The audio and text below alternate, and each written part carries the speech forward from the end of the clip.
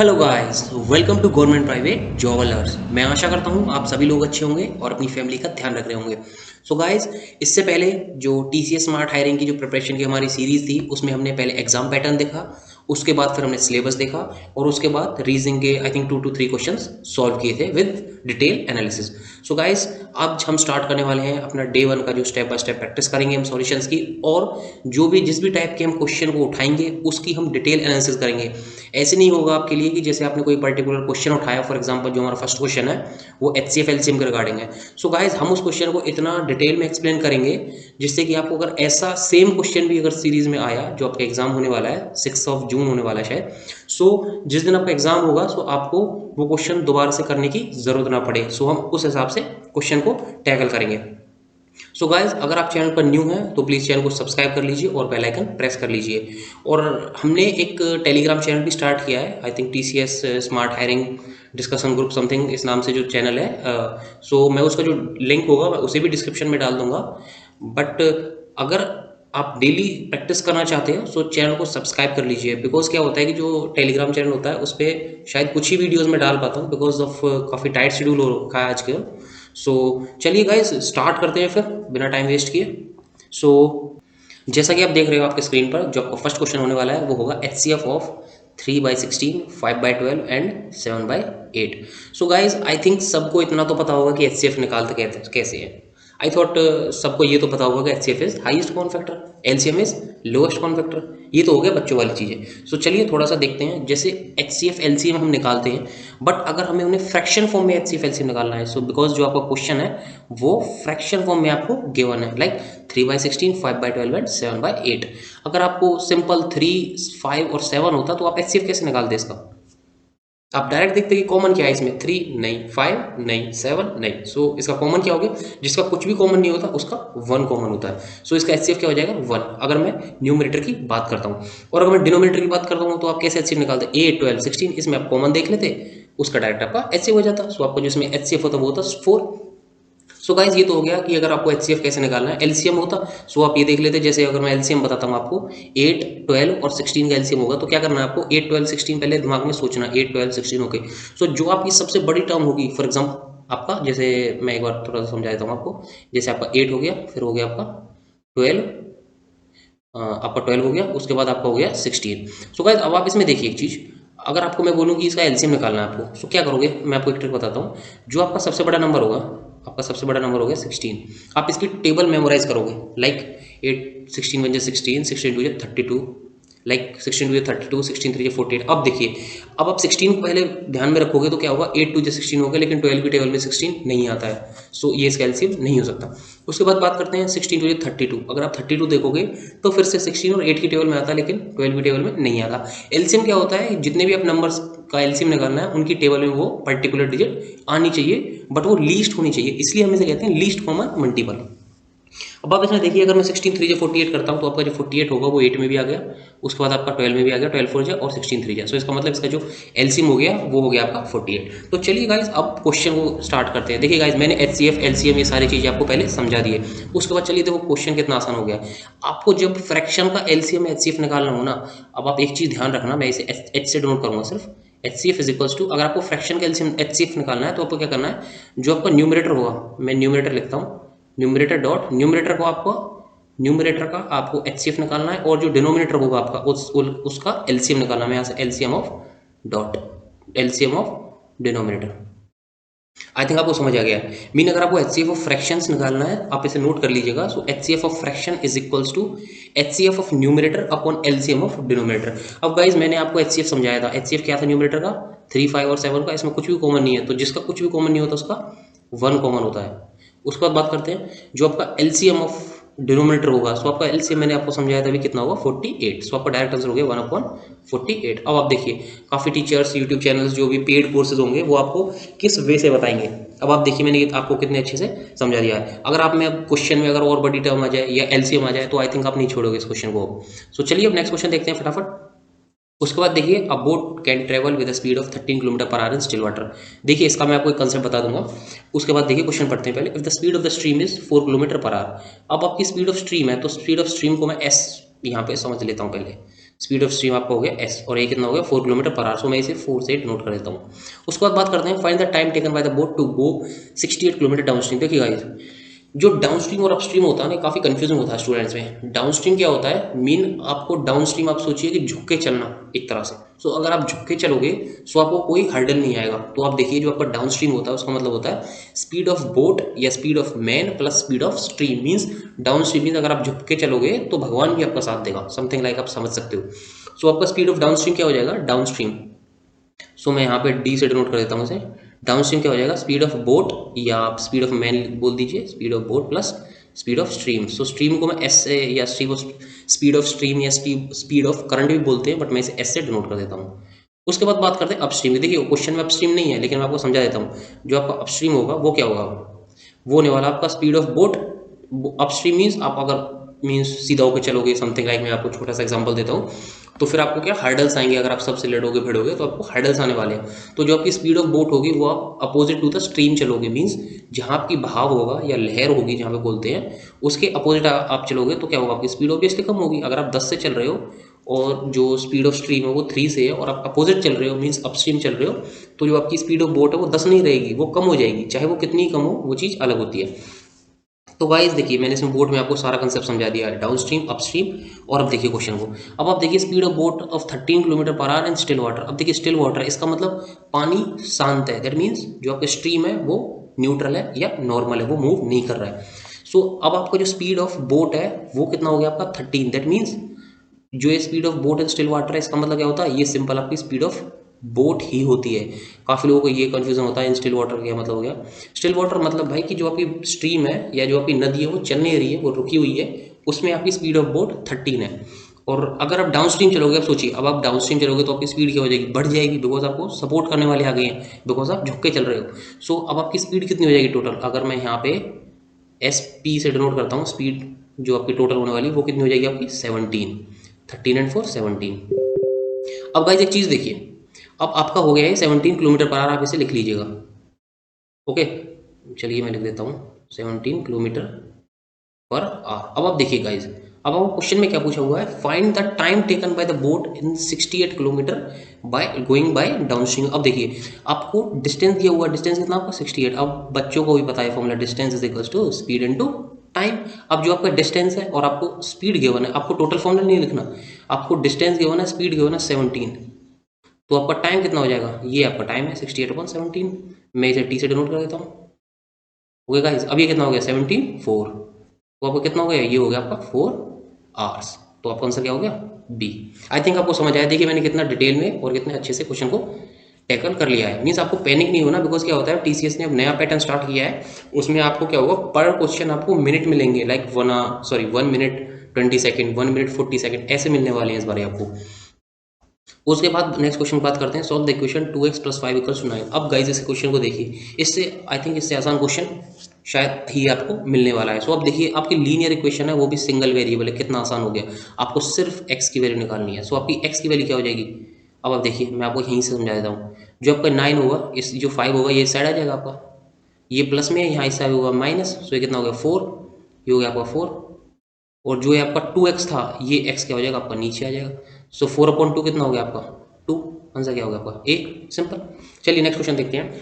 A train travelling at 60 kilometre per our crosses a man in 6 seconds. देखिए guys मैं train को भी आपको जो पूरा कंसेप्ट होगा मैं आपको ट्रेन का कंसेप्ट समझ देता हूँ, आप ध्यान से सुनिएगा। क्वेश्चन देखिए, a train travelling at 60 kilometre per our in a man in 6 seconds. अब आप एक क्वेश्चन देखिए, 6 सेकंड्स में एक जो ट्रेन है वो, आप देखिए जो ट्रेन है आपकी 60 किलोमीटर पर आवर मूव कर रही है और जो एक मैन है वो 6 सेकंड्स में उसे क्रॉस कर दिया। अब गाइस एक चीज़ देखिए, जो मैन होता है लाइक जो मूविंग पार्टिकल्स होते हैं, जो मैन हो गया या आपका एक पोल हो गया, ये क्या होता है स्टेशनरी ऑब्जेक्ट और एक पॉइंट ऑब्जेक्ट की तरह मानते हैं इन्हें। दैट मीन्स इनकी हम लेंथ को कैलकुलेट नहीं करते हैं, इनकी लेंथ को हम नेग्लिजिबल समझते हैं।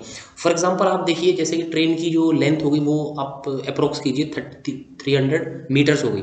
सो गाइज मेन की कितनी होगी 0.5 metre, 0.25 metre, maximum 1 metre, 1 metre sorry बहुत ज़्यादा हो गया, 0.25 मीटर और भी कम होगी। सो अब देखिए, सो इसे क्या करते हैं नेग्लिजिबल समझ लेते हैं, सो इसे हम जीरो ही समझते हैं।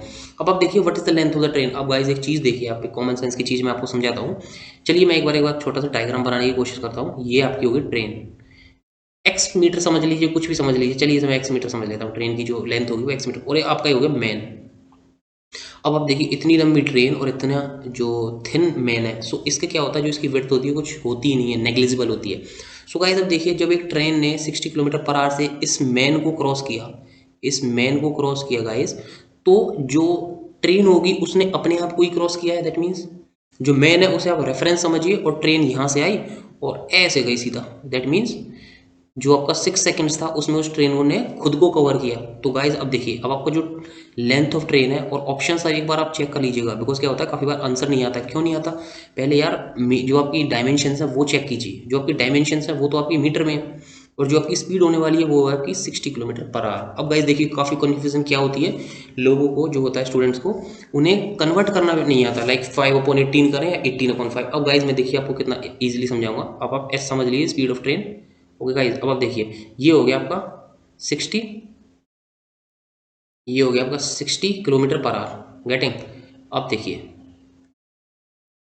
60 किलोमीटर हो गया आपका पर आवर। अब गाइज एक चीज़ देखिए, ये जो आपका किलोमीटर है इसे मैं मीटर में करना चाहता हूँ, सो मैं क्या करूँगा, 60 को एज इट इज लिखूंगा, बिकॉज 60 तो एज इट इज है, न्यूमेरिक डिजिट है। इस किलोमीटर को मेरे को मीटर में कन्वर्ट करना है, तो मैं क्या करूँगा, 1000 से मल्टीप्लाई करूँगा obviously. 1000 metre equals to 1 metre. अब देखिएगा गाइज 1000, उसके बाद जो आपका आर है, आर को मैं अगर सेकंड में कन्वर्ट करूँ तो कितना होगा, 60 इंटू 60, दैट इज 3600। अब गाइस एक चीज़ देखिएगा, अब अगर मैं इन्हें क्रॉस कर दूं, सो अब आई थिंक आपको पता है ये कितना हो जाएगा, आपका 5/18 आने वाला है। जब मैं इसे मल्टीप्लाई कर दूंगा, डिवाइड कर दूंगा सबको, तो ये आएगा आपका 5/18 इंटू 60।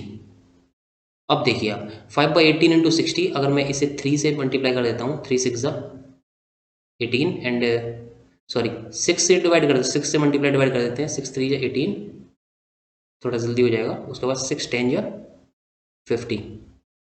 अब आप देखिए जो आपकी स्पीड थी वो कितनी आ गई, आपकी स्पीड आ गई दैट इज 50/3। इसे आप एज इट इज़ रखिए, बिकॉज क्यों, अब देखिए अगर कुछ बच्चे क्या करेंगे, इसे पहले डिवाइड करेंगे 16.333 समथिंग। यार क्यों करनी है, क्योंकि जो आपकी स्पीड ऑफ लेंथ है, जो सॉरी जो आपकी लेंथ ऑफ ट्रेन है वो आपकी मीटर्स में गिवन है, और आपका जो नंबर है वो नेचुरल नंबर्स है, लाइक 100 150 200। सो आपको क्यों ही कन्वर्ट करना। अब आप देखिए आपको निकालना क्या, what is the length of the train. अब गाइज ये तो होगी आपकी स्पीड। अब टाइम की बात करते हैं। अब देखिए लेंथ निकालनी है, लेंथ मीन्स डिस्टेंस निकालना है। अब देखिए मैंने जो आपको पहले फॉर्मूला बताया था, distance is equals to speed into time. अब आपकी स्पीड कितनी है, 50/3। कितनी होगी आपकी, 50/3। Distance is equals to speed into, अब देखिए टाइम कितना आपका, 6 सेकंड्स। अब देखिए आप इसे 6 सेकंड्स ले सकते हो, बट अगर आप 6 किलोमीटर पर आवर यूज़ करते तो 6 सेकंड्स नहीं ले सकते थे। अब इसे अगर आप डिवाइड करोगे तो ये कितना हो जाएगा, 3 2, तो 50 100। कितना आंसर हो गया आपका, ए। देखिए मैंने कितने कंसेप्ट इसमें समझा दिए, और क्वेश्चन कितनी आसानी से सॉल्व हो गया। तो गाइस चलिए फटाफट नेक्स्ट क्वेश्चन देखते हैं। अब नेक्स्ट क्वेश्चन देखिए, Alfred buys a old scooter of 4700। Alfred थे, उन्होंने बाय किया 4700 का एक scooter and spends 800 on its repair. So guys एक और चीज़ मैं आपको बताता हूँ, जैसे किसी ने कोई चीज़ मीन लाइक परचेज की, उसके बाद क्या होता है, अगर वो जैसे फॉर एग्जांपल आपने कोई स्कूटी परचेज की, उसमें फिर आपने रिपेयरिंग में, जैसे आपने स्कूटी परचेज की 4700 की मान के चलिए, उसके बाद आपने उसमें स्पेंड कर दिया 800। सो आपका क्या होगा, टोटल कितना हो गया आपका, टोटल कितना हो गया आपका, टोटल हो गया आपका 5500। अब आप देखिए जो 5500 है वो गए तो आपके ही पॉकेट से ना, गए तो आपके ही पॉकेट से। सो जो आपका परचेज, या बोल दिए सीपी, मैं सी से डिनोट कर रहा हूँ, तो जो आपको कॉस्ट प्राइस होने वाला है वो 4700 नहीं होगा, आपका टोटल होगा इनका। कितना होगा, 5500। आई थिंक आपको समझ आ गया है। उसके बाद अब देखिए, if he sells the scooter at rupees 5800, that means, मैं चलिए यहीं लिख देता हूँ। सो जो उसका एस पी था, मैं एस पी को एस से डिनोट कर देता हूँ। सो जो आपका एस पी था वो 5800 हो गया, लेकिन जो आपका सी पी था वो 5100 हो, सॉरी 5500 हो गया। तो गेन परसेंट क्या होता है, देखिए गाइस गेन परसेंट क्या होता है, जो आपका सी पी और एस पी का डिफरेंस होता है upon C P into 100। Gain हमेशा सी पी पे काउंट होता है। अब आप देखिए ये आपका 5100, ये 5800, तो इनका डिफरेंस कितना हो गया, 300। और आपका सीपी कितना है, सीपी आपका 5500 है। अब देखिए गाइस मैं इसे 55 लिख देता हूँ, जो आपका 100 होगा, लाइक यहाँ भी 20 लिखेंगे और इनटू भी हमें 20 करना पड़ेगा परसेंट के लिए, तो 20 से डायरेक्ट 20 हमने पहले कैंसिल कर ली। उसके बाद देखिए 5 11 5 6 0। सो आपका आंसर कितना होगा, 60/11। देखिए कितना ईजी क्वेश्चन था। उसके बाद चलिए नेक्स्ट क्वेश्चन देखते हैं। The Indian constitution was adopted on 26 November 1949। Okay, mean ये एक फैक्ट है, जो आपका इंडियन कॉन्स्टिट्यूशन था वो अडॉप्ट हुआ था 26 नवंबर 1949, जो कि आपने आई थिंक प्रियम्बल में पढ़ा होगा 26 नवंबर 1949। उसके बाद देखिए नेक्स्ट क्वेश्चन देखिए, नेक्स्ट रीजन देखिए। लाइक ऐसे क्वेश्चंस में क्या होता है आपका, पहले आपको अजर्शन देंगे, मीन्स कुछ स्टेटमेंट देंगे, उसके बाद उसका रीजन बताएंगे। अगर वो रीजन उसी का है, like I can not run so far, और उसके बाद मैं रीज़न बताऊँ because I am ill, so that means जो मैंने स्टेटमेंट दी थी, मैंने अपनी स्टेटमेंट को रेक्टिफाई किया, मैंने अपनी स्टेटमेंट को विद प्रूफ रखा आपके सामने। सो दैट मीन्स वो क्या हो जाएगा, both the statements are true and जो रीज़न दिया था मैंने वो करेक्ट एक्सप्लेनेशन है मेरे असर्शन का या स्टेटमेंट का। तो गाइज वही चीज़ हमें यहाँ पे करनी होती है। देखिए मैंने आपको समझा दिया थोड़ा सा ब्रीफ में। अब देखिए पहले तो एक फैक्ट बता दिया आपको, उसके बाद बात करते हैं law day is celebrated in India on 26 November every year. That means जो आपका लॉ डे है वो 26 नवंबर को मनाया जाता है। और ये देखिए दोनों स्टेटमेंट सही हैं, लेकिन जो आपकी 26 नवंबर 1949 को हमारे इंडियन कॉन्स्टिट्यूशन डे मनाया जाता है, वो क्यों मनाया जाता है उसका रीज़न हमें अभी तक नहीं मिला है। सो गाइज अगर हमें रीज़न ही नहीं मिला, दैट मीन्स हमारी स्टेटमेंट तो सही है, लेकिन जो रीज़न था हमारा उसने अच्छे से हमें एक्सप्लेन करके नहीं दिया हमारे असर्शन को। दैट मीन्स इसका आंसर क्या हो जाएगा, both A and R individually true. वो सही तो थे दोनों, बट क्या था कि जो आपका आर था, आर मीन्स रीजन था, उसने अच्छे से एक्सप्लेन नहीं कर पाए हमें ए को। दैट मीन्स जो हमारी स्टेटमेंट थी। सो इसका आंसर हो जाएगा बी। सो गाइस आप इसे थोड़ा सा केयरफुली क्या कीजिए, आप केयरफुली थोड़ी सी पढ़ा कीजिए। लाइक जो आपका असर्शन है और जो रीजन है वो उसे अच्छे से एक्सप्लेन कर पा रहा है कि नहीं कर पा रहा। सो गाइस चलिए नेक्स्ट क्वेश्चन पे चलते हैं।